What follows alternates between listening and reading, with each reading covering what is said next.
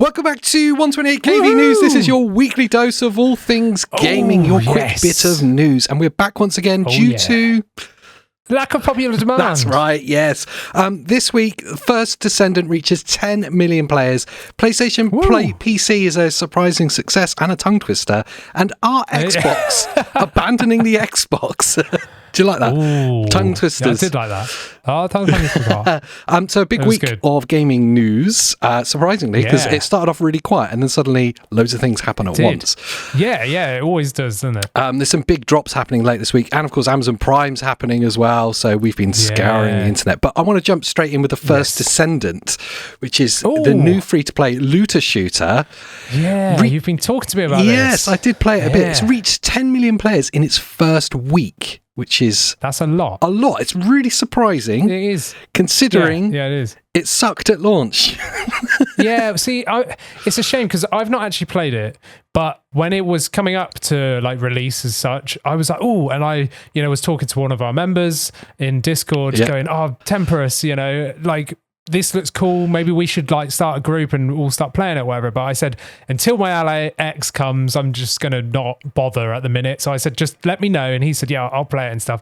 And he was a bit like, meh. And then you were a bit like, meh. And I was like, oh, okay. So I just kind of pushed it out of my mind. Yeah, I did download. It was a big download. I downloaded it. It was a frame rate mess at launch. It was like playing a stop motion movie. The AI was really dumb. You were just a bit of a bullet sponge. It's microtransactions everywhere. But apparently they patched all of the problems out of it, or at least most of them. Yeah. And 10 million players. Within a couple of days. 10 million players in a week is a big number. Even no mean feat. Even for a free-to-play game. On Steam, there's 168,000 concurrents and a 250 concurrent peak. So 1,000 that is. That's a big numbers. Yeah, there's big numbers, but I'd really like to see what that is in 2 weeks' time. Yeah, how many people are like me and like casual players or played it for an hour or so and went, no, not for me. Nah. I'm just not big on free-to-play games, I'm sorry. And it's a really crowded marketplace and a crowded genre as well, looter shooters. Yeah. You've got to be special to stand out. Yeah, absolutely. I want to move it along quickly. Go through the small stuff quickly. Go for it. PlayStation, this is not actually a quick story at all. PlayStation PC has been a huge success, a massively surprising success, and most specifically with Ghost of Tsushima, or as you say... Ghost of Satsuma. Yes. Yeah, it is Ghost of Satsuma. When PlayStation first announced that they were doing PlayStation PC and porting over some of their most successful AAA games, their kind of single-player narratives, I was really dubious as, firstly, how the port would be, and secondly... That was my biggest thing, how PC players are going to respond to games that are multiple years old. Like, is there going to be a demand for that at all? I see, because I'm more of a PC gamer myself. I knew the demand was there. Do you know what I mean? The biggest point, which is what you said, like as your first point, is how well the games were going to run. Yeah. Like, because to me, I don't care how old they are. Bring them all. Yeah. They'll make loads of money because they don't even have them all on PlayStation. So, just bring them all over and, let the PC players pick up the slack. But, I was really worried. But then I ended up, I've got like PlayStation games that are still sealed that I immediately rebought on Steam as soon as they came. Yeah. So like Horizon, stuff like that. I bought Ratchet and Clank immediately on Steam, playing it on the Steam Deck and stuff. Like, it's amazing. Yeah. Like, I love the fact I never ever thought I'd see PlayStation games on PC because there's so many like PC players that just will not touch console. This is perfect. Yeah. It's such a genius move. And for Ghost of Tsushima, like to actually come out, like I've got it on PS4, bought it on launch day. I really want to buy it on PC, but it's so expensive right now that I'm like, even though I want to play it, and I mean, I'll wait. The news story part of this is that Ghost of Tsushima was the best-selling game on all platforms for the month of May. The sales figures have just been announced for May. So Ghost of Tsushima was number one across all of them, which is pretty incredible. Outselling like Helldivers, Paper Mario, number one. Yeah. Which the surprising part for me was that Ghost of Tsushima is 4 years, a PS4 game's 4 years old. 4 years old, yeah. It does look incredible, and seeing some of the gameplay on PC, I kind of now understand because you can max it out and it looks... ultra wide support, You were saying so much stuff. You were saying it's Nixies or Nexus. Nixies? I don't know how you say Nixies it. did the porting. Yeah. And they're like, well, they've done all the other ones, basically. They did Ratchet and Clank and Horizon Forbidden West or whatever it is, and some other games as well, Spider-Man's as well. Yeah, some of the Tomb Raiders. And they've all done a really good job. And what I love about it is that they've bothered. Do you know what I mean? Like they've actually taken the time to properly port this to the point where you can run these games on Steam Deck. Well, that's a really important point, because if you go on the Steam library, it says it's not supported on the deck, isn't it? It says it's unsupported entirely, and that's purely because of the multiplayer.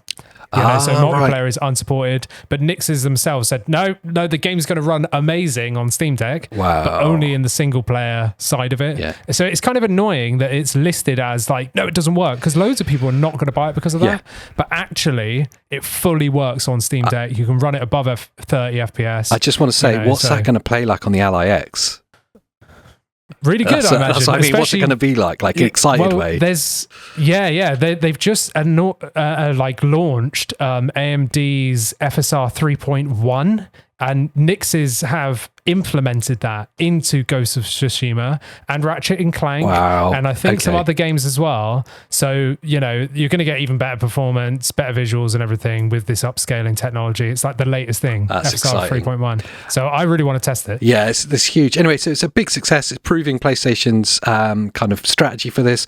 I think their line was that obviously any multiplayer games will end up being cross-platform anyway, but single-player narratives will end up just being timed exclusive on PlayStation. Give PlayStation players some reason for exclusivity, and then in months or perhaps years down the line, then they'll release it on PC as well. So it's clearly part of their strategy going forward, which good. The good thing is we've seen that from Xbox and PlayStation, that this kind of play anywhere mentality is starting to emerge. Yes. Yeah, well, Xbox cool because they're just like day one. Yeah. PlayStation like maybe 4 years later, like Ghost of Tsushima. But if it's a game as good as that, it's worth waiting. Yeah, but 4 years. Come on, they could have done it in like 6 months. Yeah, but you wouldn't have had your Steam Deck. Yeah, true. But like Stellar Blade, I know this isn't actually made by PlayStation, but I want that on PC. Yes. I want to play that handheld. Yes. So yeah, hopefully stuff happens sooner than later. One of the smaller stories this week is the talk around Crash Bandicoot 5 getting canned. Crashes and burns. It crashed and burned.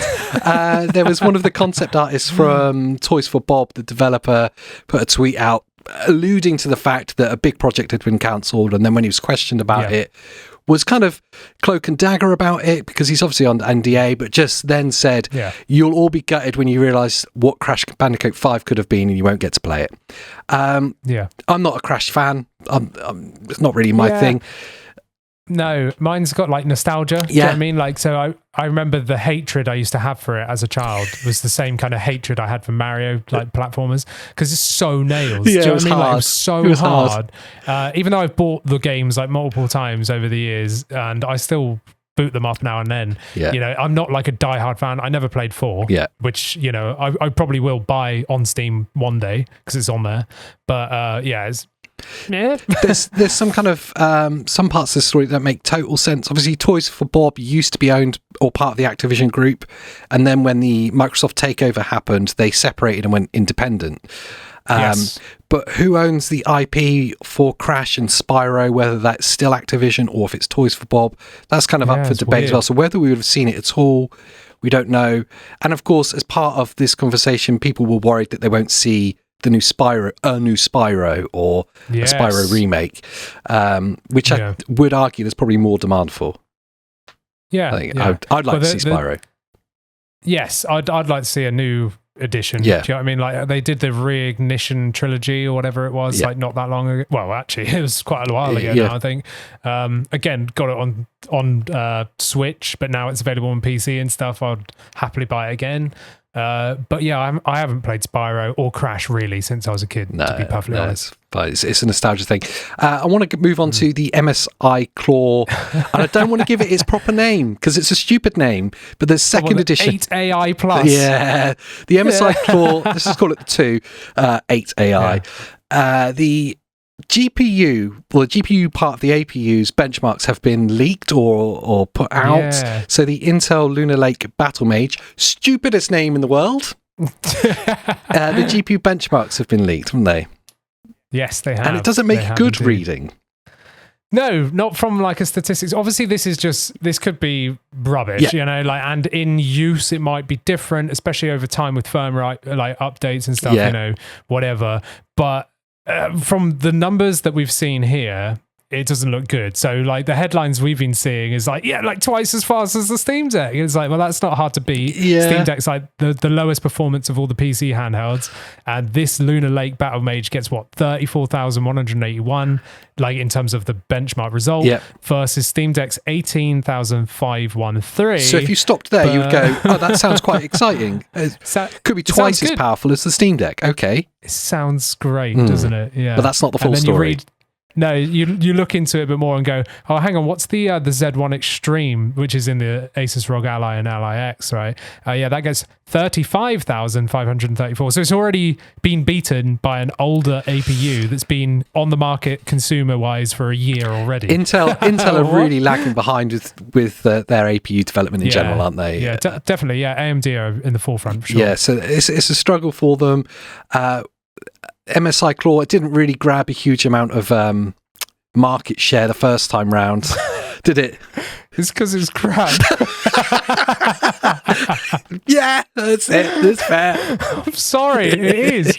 It's crap. Like, I'm sorry, especially compared to the alternatives and for the price as well. Yes, just if you want to save some money, just buy a Steam Deck. You'll have an amazing time. If you've got a few more, seeing. Yeah, go on. Let's say if you've got a few more quid to burn or a few more dollars to burn, then get the ROG Ally or Ally X and you'll have an amazing time. Absolutely. Yeah. Don't get sucked in by the deals you're seeing on the current MSI Claw, because there's a lot of deals, it's around prime time and, people are selling these quite cheap. Don't bother. Like, just get like an Ally or a Lenovo. I can never say Lenovo. Lenovo Legion Go, something like that, or a Steam Deck, whatever. Yeah, I'll always advocate for that. If you're budget conscious and you want a great handheld experience, get a Steam Deck. It is amazing, simple. Yeah. And it's cheap. Yeah. And in totally unrelated news, the ASUS ROG Ally X drops on Monday. Oh, yeah. Of course, you'll have seen on our main channel and, of course, on the podcast, we've been covering it a lot. ASUS were kind enough to let us borrow an early pre-retail version. So we got hands-on with it 3 weeks ago now or so, maybe even longer. Well, we had it for a good 3 weeks, I'd say. Yeah. And they've had it back, I don't know, a couple of weeks now. I can't even think. Maybe a month ago or so. Yeah. Anyway, so we had that, and you day one went and put a pre-order in as soon as you got it. Well, it was that good. As soon as I wasn't expecting it to be good. No. Do you know what I mean? Like I thought, okay, I'm a Steam Deck guy, but I'm ultimately a handheld guy, and I just thought Windows PCs, man, and everything they've done to it. Like as soon as I started using it, I was like, okay, the thing feels premium. The thing works really well. Like everything was ticking the boxes. And the more I used it, the more I wanted one. And as soon as pre-orders went live, I was just like, yep. Do it. Yeah. Anyone who's a member of our channel in the Discord or follows the videos at all will know that every day since, they've all been putting on pressure on me to do the same. I would say bullying. It's at the point of bullying now. I've been trying to get all the pitchforks rallied and peer pressure you is what it is, which is basically bullying. Because there's loads of members in our Discord that have now pre-ordered the Ally X, so we're all ganging up on AJ's buy line. Which is totally fair. But that drops on Monday. That's going to be really exciting to see. Super hyped. Really hyped for that. And now on to the big story of the week. Is Xbox abandoning the Xbox? Wow. And I'm just going to say at the end, quite a statement. Question mark. Okay, so there's a few stories here entwined, and I think this will actually end up being a subject for a future podcast. Go subscribe to that channel, because this has got some real meat on it, and we really need to dig into it. But we'll just go over the kind of the surface layer of it. Today we see on Amazon, as part of their Prime thing, that they have done their releases of the Fire TV Stick Xbox bundle, which lets you have an Xbox controller with a color of your choice, which is really cool, a Fire TV stick that will allow you to stream Xbox Game Pass, and 1 month of Game Pass subscription for like $70 odd, $75 on sale, something like that. Yeah, I think it was just $79 on sale, but I think it was meant to be like over 100. Yes, like if you were to buy it. So it's a great deal. It's a good bundle, and they are selling it under that kind of tagline of no console required, no Xbox required. No. that plays into all the other stories that I've seen this week. Firstly, that the leaked reports from inside Xbox is that they have actively stopped marketing of the Xbox consoles in the EU and Middle East territories, and then they're going to roll that out worldwide. Yeah, it's mad. It comes off the back of huge declining sales and just market share being really bad of their consoles, but of their services as being a lot higher. And when you think back to the Business Direct, before the Developer Direct, which just happened, when they were talking about the future of Xbox, more of it than not was about Game Pass and about playing your games anywhere. Yeah, it was. But if you remember, we were worried at that point that they were going to say something about the hardware, because even at that point, everyone was saying, "Oh, I don't know what are they going to do? Are they going to stop the Xbox?" Do you know what I mean? Like, because around that time was when they were launching games on PlayStation. Yeah. So everyone just went, "Oh no, they're going to become like a publisher now only." But then within that Developer Direct, they then said, you know, we are working on hardware. We're working on the next gen, which is going to come sooner than you think. And we're working on something special that will be announced at the end of this year. Yeah. So it's weird. Do you know what I mean? It's weird that they've stopped marketing in EU and ME, and now there's still things to be expected. Like, I'm confused. Well, as always with Xbox. Yeah, I think it's more, it sits in the grey area rather than it being black or white in this story. Yeah. But the sales data also got released this week, which is damning to say the least. We are now officially at the halfway mark of this generation. Believe it or not. Yeah. Now, can everyone stop calling it next gen, please? Because it's so annoying. It's not. Yeah, it's current gen. We're 3.5 years into the PS5 and Xbox Series generation. And the sales data for this point, there's a data analytics company that looks at all the sales data and does it like trends compared to time periods. So they looked at the previous generations up to their halfway marks and how all the consoles have compared. PlayStation is miles ahead of where it was last time. As we talked about last week, they are just rolling in the cash.